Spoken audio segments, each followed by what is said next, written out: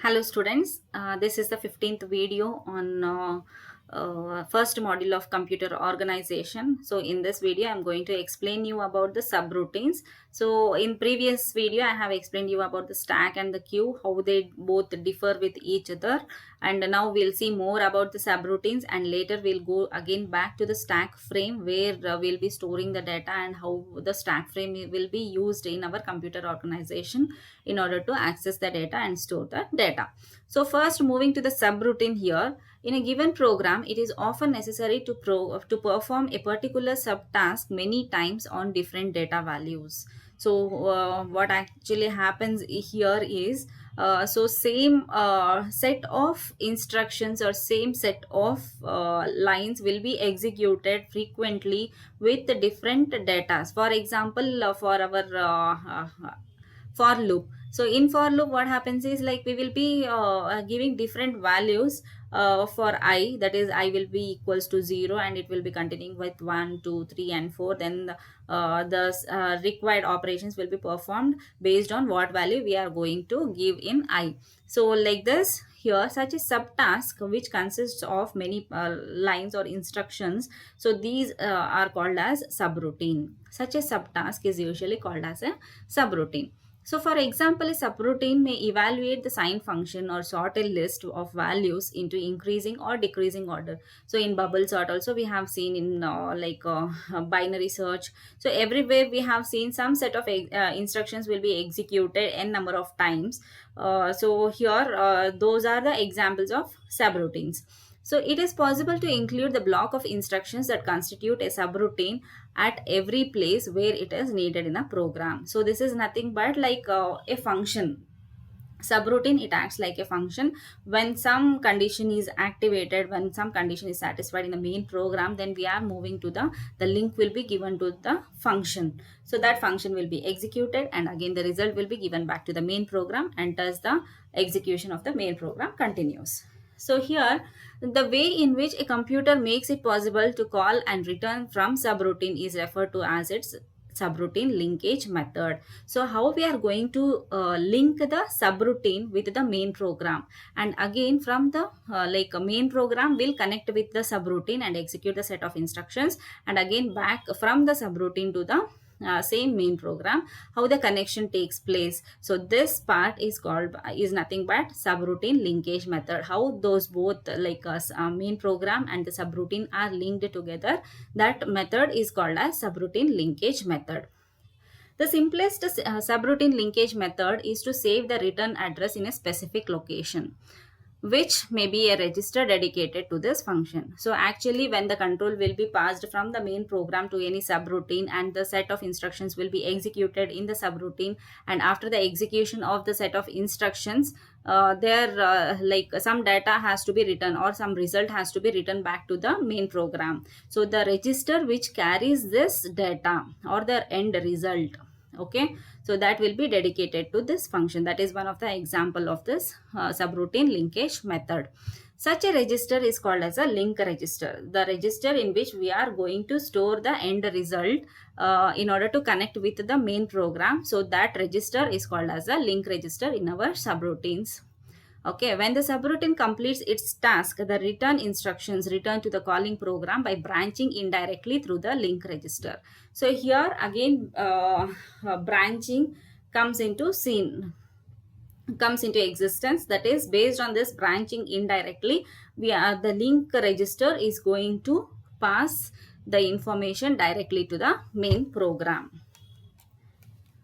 The call instruction is just a special branch instruction that performs the following operations. Store the contents of the PC in the link register. PC is nothing but the program counter. So whatever that address will be stored in program counter. We all know that program counter, it consists of the presently executing instructions address. So branch to the target address specified by the instruction. So the return instruction is a special branch instruction that performs the operation.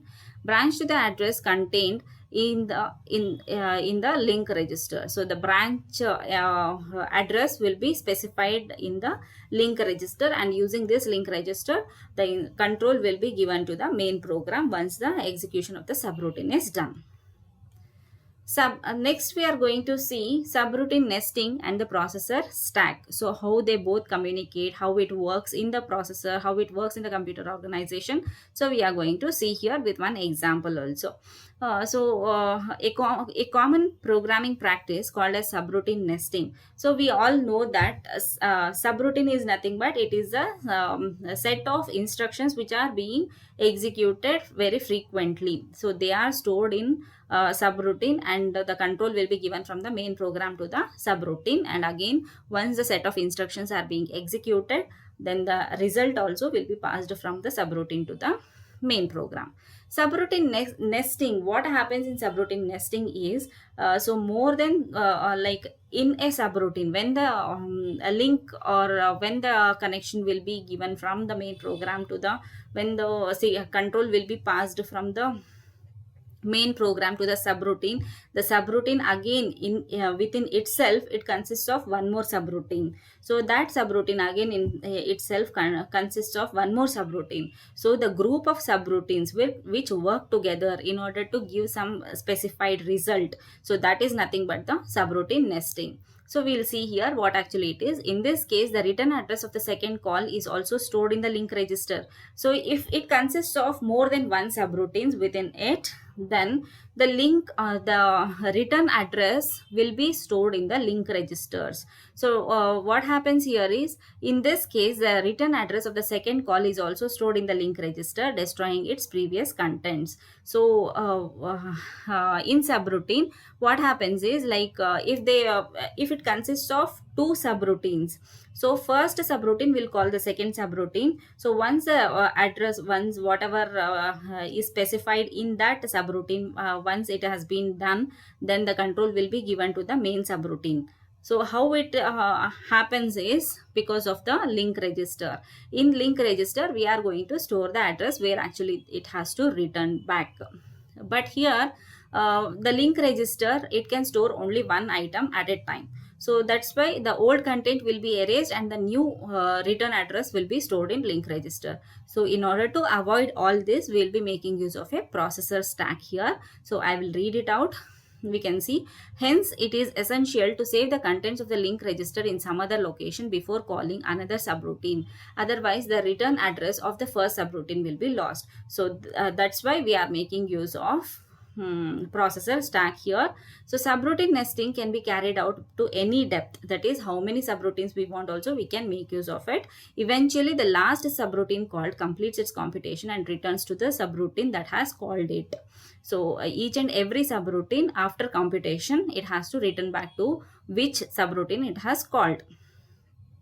So the return address needed for this first return is the last one generated in the nested call memory location subroutine sub 1000 first instruction return 204 return sequence. So here we have taken one example of a program. So where we can make use of this, where we can show how this subroutine return will work. So here we want to store the address such that here the stack will give the exactly how actually we want the subroutine to work. The same function can be accessed with the help of a stack. So we are going to implement the stack in our processor also, and that is return addresses are generated and used in last in first out order. So in stack also we are able to access the elements in the last in first out order. So this suggests that the return addresses associated with subroutine calls should be pushed onto a stack. So we are making use of stack in order to store the return addresses of the subroutine.